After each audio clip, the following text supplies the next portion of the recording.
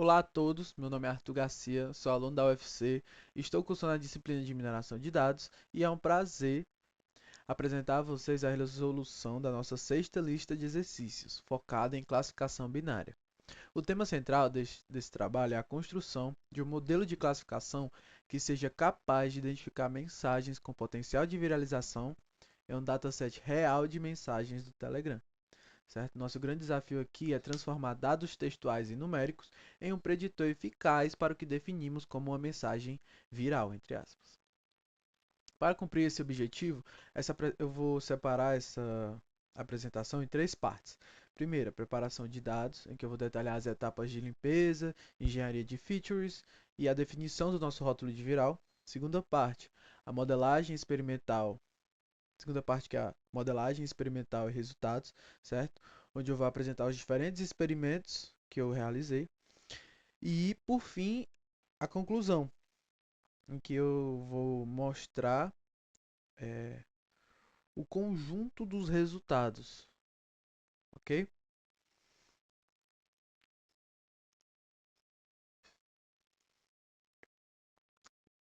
Bom, antes da gente ir para a nossa primeira etapa, certo? A gente começa aqui o notebook com as importações das bibliotecas que a gente irá precisar, certo? Um pipstyle, caso necessite. Geralmente necessita, pela minha experiência. E instalações básicas, certo? Esse Google Drive aqui foi uma forma que eu encontrei de não ter que ficar. Foi uma forma de checkpoint, certo? Para não ter que rodar tudo de novo caso parasse de rodar, porque o Colab às vezes ele para de rodar depois de um determinado tempo e aí para não perder esse progresso, eu estava salvando no Google Drive. Ok? Beleza. Dando início à etapa de preparação de dados, essa etapa é crucial, certo? Porque o dataset ele contém várias informações, como a gente pode ver aqui, ele contém várias informações sobre as mensagens, certo? Quem enviou, o ID de quem enviou, o ID do grupo que foi enviado, o nome da média que foi enviada, certo? O texto e várias outras informações. E o nosso foco principal está na coluna da mensagem em si, né? Que é esse Text Content Anonymous, que contém o conteúdo textual das mensagens, ok? E aí, é, eu realizei algumas etapas de limpeza, certo? Primeiro a gente tratou os valores nulos dessa coluna pré, e preenchendo com strings vazias para evitar erros, certo? E normalizamos os textos, removemos espaços em brancos no início e no fim e convertemos tudo para minúscula, certo? Um passo importante foi a remoção de mensagens que eu considerei ruído, certo? Que é os chamados travas-up. E que isso ajudou a focar em mensagens com conteúdo mais relevante para análise, certo? E a partir disso, a gente criou novas features que eu acreditei serem importantes para essa classificação, certo? Eu extraí a data e a hora a partir da coluna que tem no dataset original, certo? Também calculei o número de vezes que um texto aparece no dataset e contei também o número de palavras e de caracteres, certo? De cada texto. E aí eu agrupei esses dados para ter uma linha de mensagem e agreguei as informações como a média, né?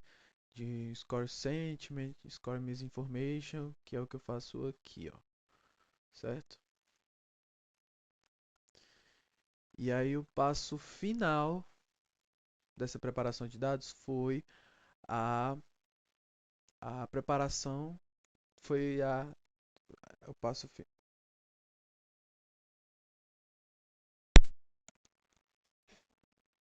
o passo final dessa preparação de dados foi a rotulagem, cujo objetivo é classificar as mensagens como virais ou não, definir o limiar aqui, e a partir desse limiar, as mensagens foram definidas como virais ou não, certo? Aqui a gente pode ver esse limiar com base no compartilhamento e o total de mensagens virais, que é bem pouco, e isso vai nos dar um erro futuramente. Vai nos trazer um erro futuramente, certo? Aqui a gente define algumas colunas numéricas, certo? E separamos as variáveis aqui. As variáveis que a gente achou, que eu achei é, importante para o nosso modelo, certo? Bom, aqui a gente tem o primeiro experimento que eu tentei fazer, certo? Aqui foi um experimento simples, certo? Utilizando o Random Forest. E, bom, não, não me deu resultados é, gratificantes, né? Não me deu bons resultados, então iniciei um segundo treinamento, né? Um segundo experimento. Aqui já foi aqui já foi lidando com vários outros modelos, certo? Mas também não me deu resultados satisfatórios, certo? Então, mas eu deixei aqui porque fez parte da minha experiência aqui nessa atividade. E a partir daqui a gente entra na terceira etapa, certo? Que é a modelagem experimental. Terceira etapa não, desculpa. Segunda etapa do nosso vídeo. Segunda parte do nosso vídeo, que é a modelagem experimental e resultados. Ok? Aqui eu defini algumas funções que vão ser classes e funções que vão ser importantes para o nosso algoritmo, certo? Nosso modelo. E aqui tem todas as regularizações que a gente vai usar, os modelos que a gente vai usar, certo? E aqui eu defino tudo. Aqui foi um teste individual para testar tudo isso, ok? Um teste rápido para que a gente possa validar todas essas funções aqui, todas essas classes. E aqui foi onde realmente ocorreu um teste utilizando esse balanceador Smooth, certo? Eu poderia deixar anônimo, mas eu optei por utilizar um balanceador, pois as classes estavam desbalanceadas, como a gente pôde ver lá em cima, né? E aí aqui tem todos os modelos que a gente testou, com todas as regularizações, né, correspondentes. E aqui, ó, normalizações, certo? Embeddings, desculpa, com todas as regularizações aqui, com todas as normalizações e embeddings, certo? E ainda n-gramas, certo? Utilizando um em um em 2, certo? Aqui é o nosso código de loop, ok? E, bom, tá assim, como eu falei anteriormente, porque eu utilizei o Google Drive como meio que backup. Então, ele está pulando porque eu já havia carregado anteriormente, certo? Então, essa lista aqui passou em média uma semana e meia rodando. Justamente por causa disso, porque ele ficava parando, eu tinha que voltar, ficava parando, eu tinha que voltar, e aí eu comecei a utilizar o Google Drive e aí foi rodando continuamente, certo? Continuadamente, isso. E aqui a gente pode ver o dataset que foi gerado com todos esses experimentos, né? Que contém todos os resultados, que a gente pode ver o tempo em segundos, ok? E aqui a gente inicia agora a última parte do vídeo, que é a conclusão, certo? E Através dessa metodologia de validação cruzada e da análise dos resultados, nesse DF final, a gente pode comparar a performance de diversas combinações de modelos, embeddings, normalizações, n-gramas, certo? E aqui está ordenado pelo F1 médio, que é o F1 score, né, de forma decrescente, e a gente identifica claramente a combinação que obteve melhor performance, que obteve a melhor performance para a classificação de mensagens virais, certo? E o topo dessa lista, como a gente pode ver aqui, é ocupado pela configuração utilizando o modelo Random Forest, certo? Que é esse RF, com nenhuma regularização, nenhuma normalização, certo? Com embedding ball e o n-grama 1.2, que foi um F1 médio de 4% ali, certo? Na taxa de 4%.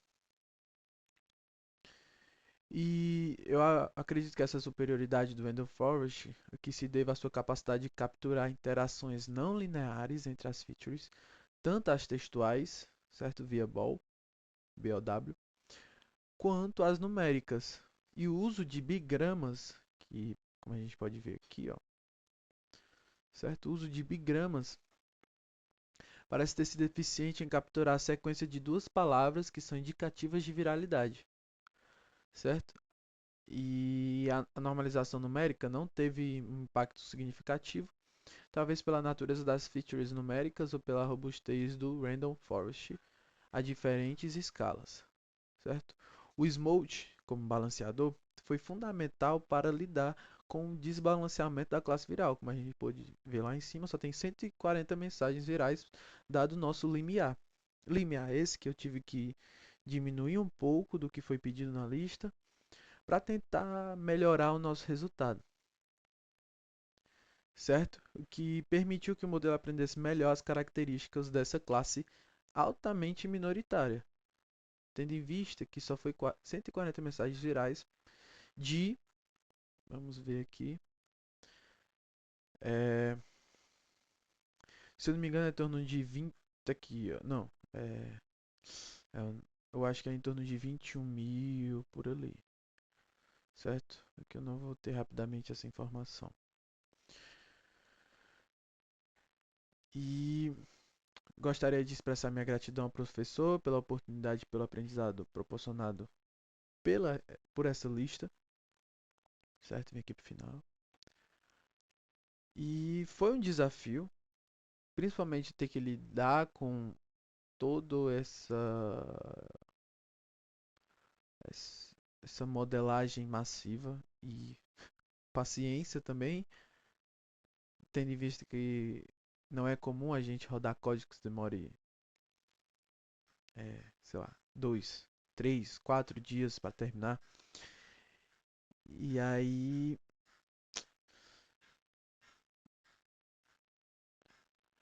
foi enriquecedor, certo? E também tendo que lidar com o Colab, que é uma plataforma que muitos utilizam. E é isso. Muito obrigado pela atenção. E até a próxima.